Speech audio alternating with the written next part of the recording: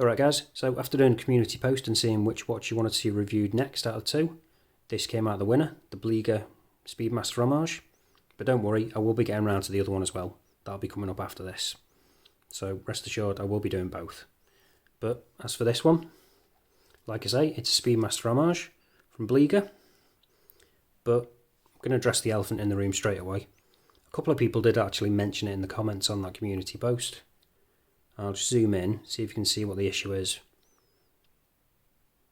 It's not actually a chronograph. To be fair, on the listing it does actually say it's a day-day complication. So that's the subdials at the 6 is a second hand, the one at the 9 is a day, and the one at the 3 is a date. I didn't actually read that properly when I bought this watch. I was expecting it to be a chronograph. But, like I say, they do say on the listing, it's a day date. So make of that what you will. I still think it's a little bit, because it's got the tachymeter, which obviously you can't use, because it isn't a chronograph.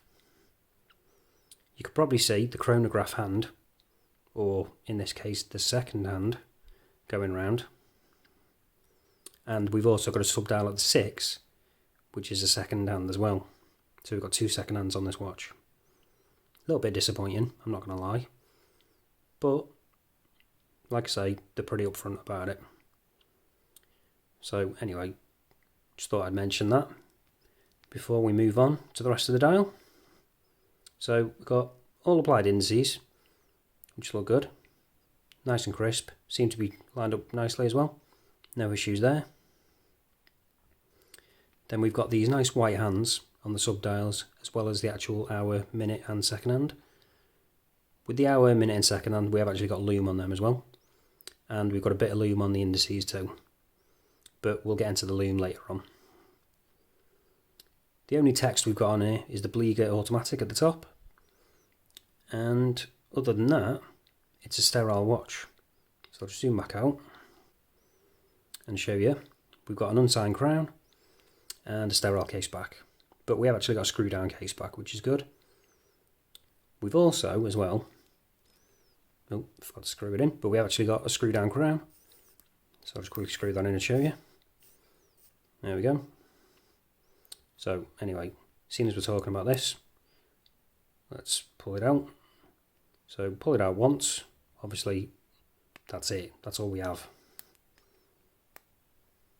Because we don't have a date window. And then obviously you can change the time. And then I don't know if you noticed on that subdial over at the 9, actually ticked over. So like I say, that is the date. Sorry, the day.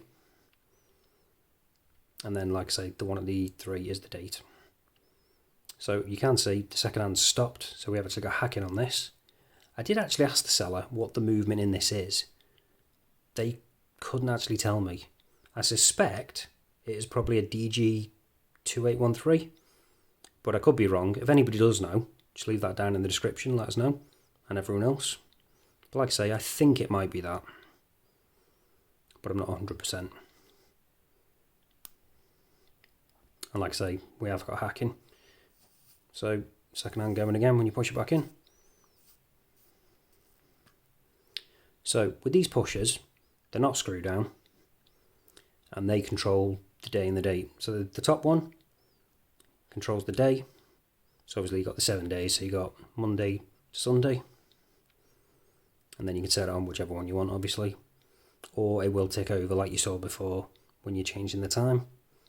And then obviously with the bottom one, that does the date. So we've got obviously 1 to 31, representing each day of the month, obviously. And then we've got that subdial with the second hand at the bottom, as well as that with the second hand on. But enough of that. I'm not going to go over that again.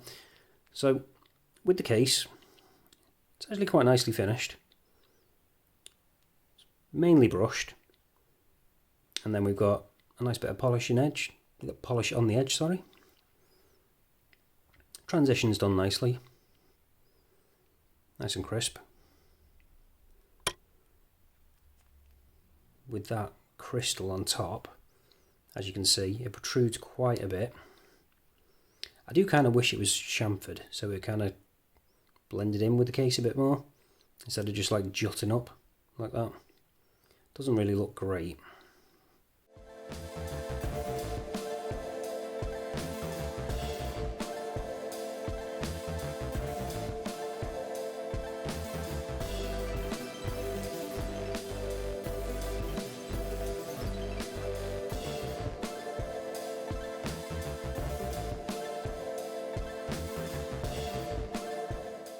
While I'm on this as well, I will actually mention, I don't know if people have seen it because it's one of my older videos, but I do actually have the Speedmaster Homage, which is actually a chronograph.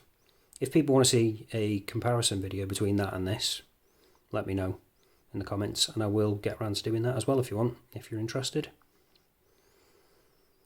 But getting back to this one, we'll check that crystal in a minute and find out if we've got sapphire.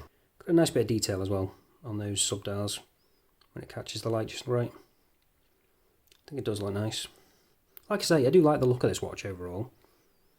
So as long as you know what you're getting into and you know you're not getting a chronograph, it is quite nice. Got those concentric circles on the subdials, which do catch the light nicely.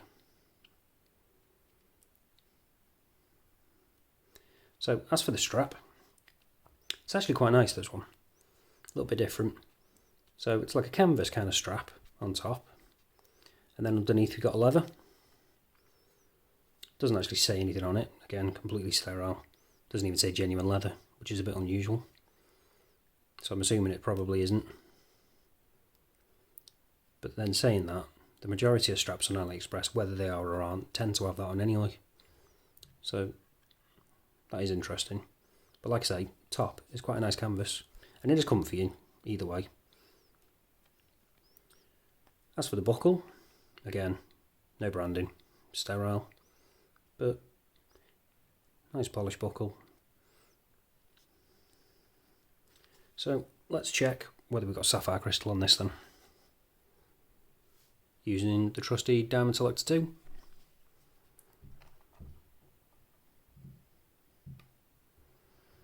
So as you can see, unfortunately we don't have sapphire crystal on this. A little bit disappointing.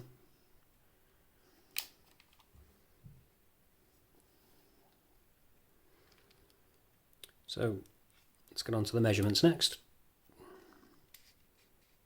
So we've got a thickness of about 15mm. So it's not slim by any means. But like I say, a big chunk of that is that protruding crystal. Then we've got a diameter of about 42mm. Again, not the slimmest. Got a lug width of 20 and a lug to lug of about 48. Like I say, if you want to see a proper full-on comparison, I'll do that. Just let us know down in the description, down in the comments, and I'll get around to that at some point. So now let's check out that Lume. And there we go. You can actually see the hands don't look too bad. Indices are looking a little bit weak, but we'll charge that up and give it a real go. Give it a chance to see what it's actually like properly.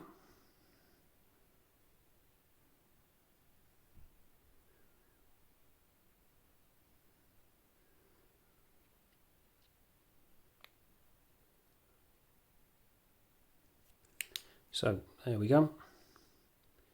And as you can see, the indices aren't great.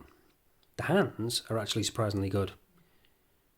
Also, if you look up at the 12 as well, we've got a couple of dots at the top, either side of the 12, just to let you know which way around it is.